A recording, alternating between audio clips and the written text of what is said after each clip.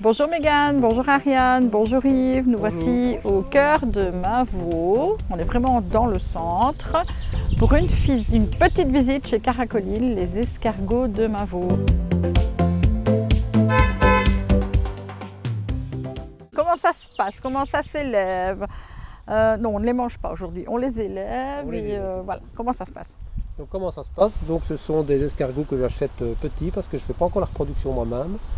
Ça ce sera pour l'année prochaine, mais donc je les achète petits et puis après je les mets dans une nurserie qui est là, le bâtiment qui est juste derrière. En fait c'est une serre tunnel et dans cette serre tunnel on va les garder pendant quelques semaines tant qu'il y a un risque de gel.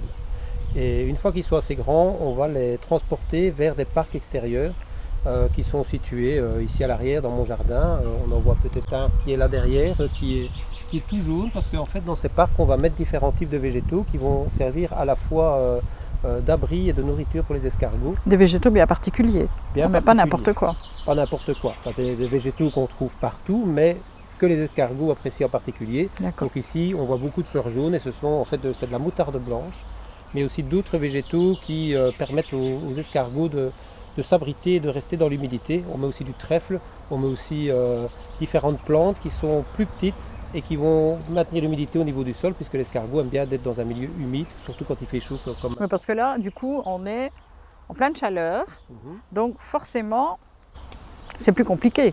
C'est plus compliqué. Donc grâce à ces végétaux, grâce à ce couvert, on va pouvoir avoir l'humidité qui va rester au niveau du sol et donc ils vont rester comme ça. Et pour faciliter les choses, tous les soirs on arrose les escargots pendant un certain temps qui est variable en fonction de la température. Je dirais, je vois quand la température est fort élevée et que la terre est fort sèche, on arrose plus longtemps et à ce moment-là, après l'arrosage, ils vont commencer à sortir, à aller se nourrir sur des planches qu'on a mis dans les parcs.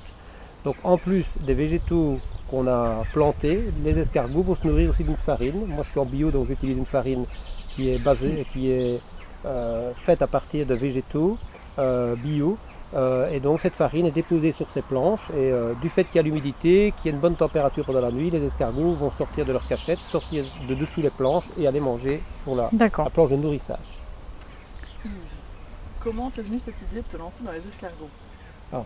Cette idée m'est venue dans le cadre d'une reconversion professionnelle. Donc pendant 25 ans j'ai fait toujours, je vais dire, le même métier. J'étais dans l'agroalimentaire et donc je voulais changer de métier. Je voulais trouver un métier qui était plus saisonnier, qui était plus à l'extérieur, puisque bon, j'ai toujours travaillé à l'intérieur. Et puis voilà, j'ai fait une recherche par rapport aux différentes possibilités qu'il y avait pour pouvoir répondre à ces critères. Et donc bon, je suis tombé sur les escargots pour la première et bonne raison parce que j'adore manger des escargots. C'est un plat souvent que je prends en entrée quand je vais au restaurant.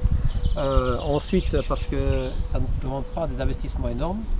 Comme j'ai quand même déjà un certain âge, je ne voulais pas non plus m'endetter pour plusieurs années. Ça ne demande pas beaucoup de terrain. Or j'ai ici un terrain qui est suffisant pour les faire. Il n'y en a pas dans le pays des collines, donc c'était quelque chose d'original par rapport à la région. Il y en a beaucoup dans la région de Namur, dans le Brabant wallon, mais pas par ici, donc je me suis dit, essayons de faire quelque chose de différent. Et voilà, c'est aussi un métier très varié, c'est saisonnier. Ici, c'est faire des parcs, c'est, je dirais presque faire de l'entretien de jardin, et puis après faire du bricolage pour monter les parcs, et puis après, en fin de saison, c'est-à-dire vers la mi-août, je vais commencer à cuisiner. Et puis à partir de septembre, il n'y a plus d'escargots à l'extérieur, ils sont tous récoltés, ce n'est plus que faire de la cuisine. Et faire de la vente évidemment, et c'est la partie commerciale qui est importante, faire des marchés. Donc c'est vraiment quelque chose qui est très saisonnier et varié sur l'année, c'est ce que je souhaitais. Ça permet de faire un peu de tout voilà. selon la saison. Selon la saison. Alors j'ai entendu cuisine, ça m'intéresse. Alors on a la production, on a la récolte, et puis comment ça se passe? Qu'est-ce que tu proposes au niveau de la cuisine, des packages, des bocaux, tu fais des surgelés, comment tu les transformes? Donc voilà, je les transforme, je vais dire sous deux formes. La première, c'est je dirais un stade où ils sont simplement cuits, c'est-à-dire qu'ils sont mis en bocaux et stérilisés. Donc là, ça veut dire que c'est la personne qui va les acheter, qui va encore les accommoder elle-même, mais ils sont déjà cuits, donc il suffit de les préparer. Oui.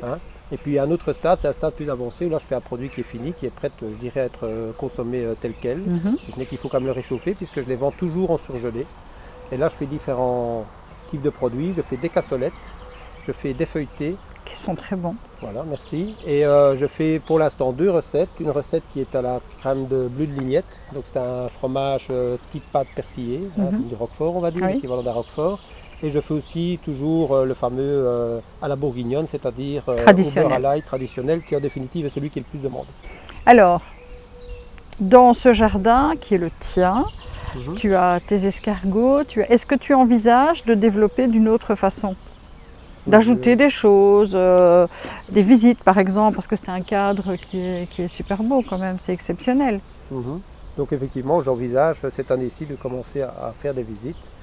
Donc d'ici peu, je vais publier un calendrier. Alors, on va goûter. On va goûter et on va goûter une nouvelle recette. Comme ça, c'est un scoop pour vous. Je vais développer quand même Voilà. une nouvelle recette encore que vous allez avoir l'occasion de goûter. J'espère qu'elle vous conviendra, qu'elle vous plaira.